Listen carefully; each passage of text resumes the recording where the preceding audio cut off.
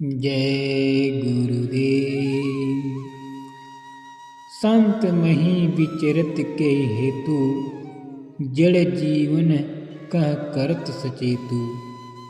आम तौर पर मानव समाज में ये प्रथा प्रचलित है कि कोई भी दाढ़ी बाल बढ़ाकर, जटा रखाकर, तिलक त्रिपुंड चंदन लगा ले और मोटी मोटी मालाएं पहनकर गेरुआ पीला सफ़ेद या अन्य दूसरे रंगों का कपड़ा पहन ले, उसे सब लोग साधु या संत कहने लगते हैं। संत शब्द इतना सीमित नहीं, बहुत व्यापक अर्थ वाला शब्द है।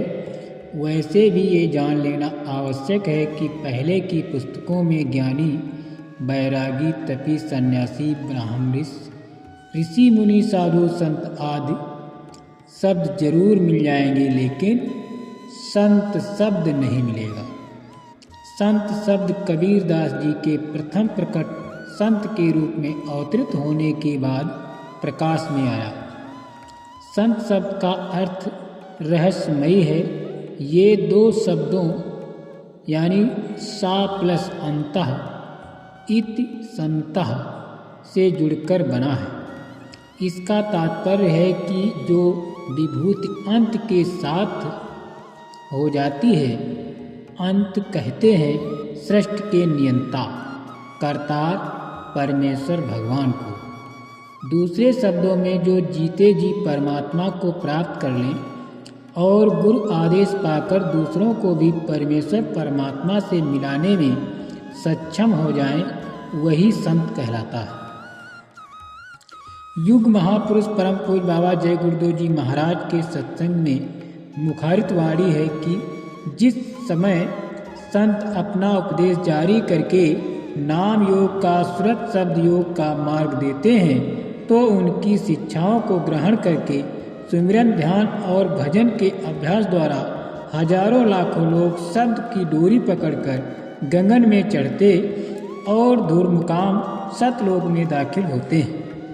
रोज रोज सतलोक जाते और आते हैं, लेकिन उन अभ्यासी सुरतों को अपने नाम के आगे संत उपाधि लगाने का अधिकार नहीं होता।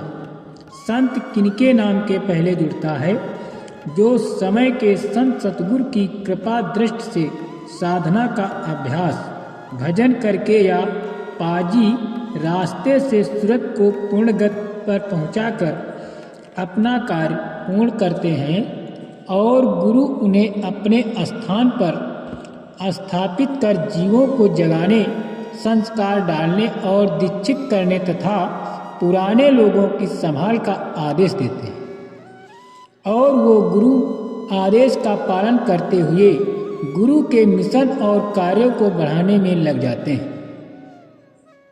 निरंतर गुरु महिमा का गान कर गुरु नाम का डंका पीटते और गुरु का नाम रोशन करने में दिन रात संलग्न रहते और वो जन जागरण करके निरंतर लगे रहते।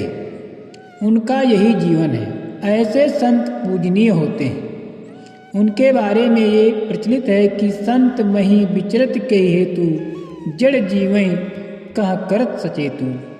अत्यंत भी वर्णन है सममान निरादर आदर ही, सब संत सुखी विचरंत मही।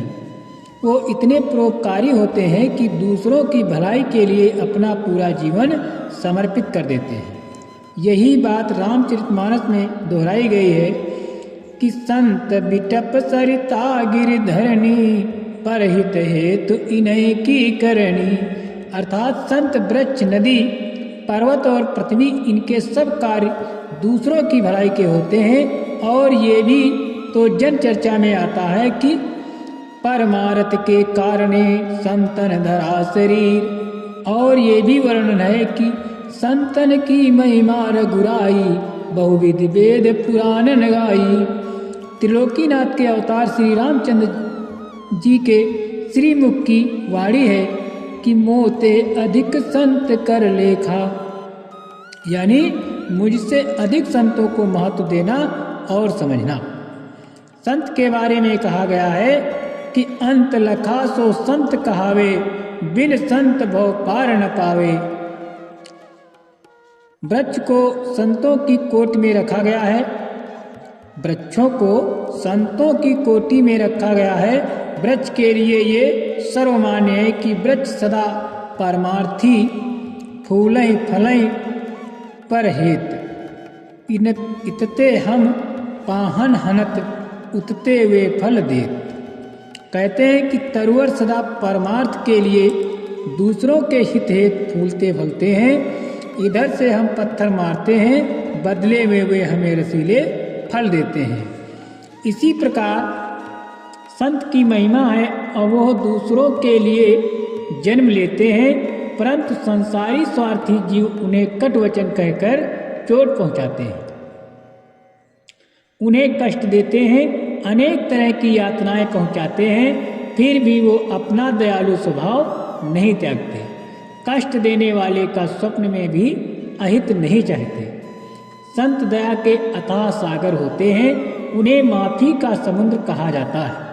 दया के भंडार होते हैं, उनका धरती पर विचरण करना सृष्टि पर आने वाली विपदाओं को रोक देना होता है। जब तक संत जन जागरण करते रहते या उनके पातिदूत यानी संदेशवाहक अपने गुरु की वाणियों को जन जन तक पहुंचाते रहते, प्रकृति का रुख नरम बना रहता है। जब लोग साधु वचनों की अवहेलना करने लगते हैं, मनमानी कामों में फंस जाते हैं, स्वैच्छिक आचरण में लिप्त हो जाते हैं, तब प्रकृति अपना कठोर रुख अपना लेती है और फिर तबाही का मंजर दिखने लगता है। उसके पास हजारों लाखों प्रकार के उपाय हैं। सबक सिखाने के लिए तत्पर हो जाए तो हम उसकी क्रोधाग्नि से बच नहीं सकते। यही एक सार्वभौमिक सत्य है कि जब तक महात्मा बीच में खड़े रहते हैं तब तक प्रकृति भी संकोच करती है। संतों का मुख बंद हो जाए तो उनकी चुप्पी बहुत बड़े विनाश का संकेत होती है।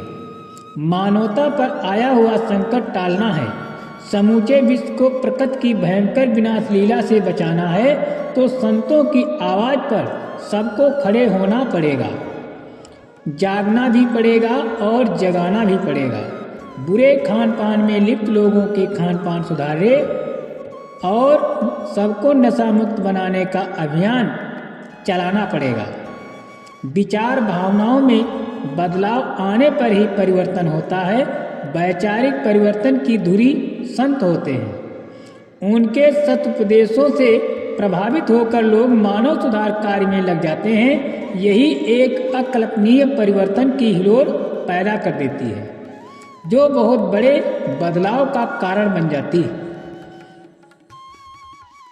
वर्तमान समय में परम पूज्य बाबा जय गुरुदेव जी महाराज जी के उत्तराधिकारी पूज्य पंकज जी महाराज जन जागरण अभियान चला रहे हैं। हमें एक एक गांव गोद लेकर जन जागरूकता पैदा करने के सेवा कार्य में लग जाना चाहिए।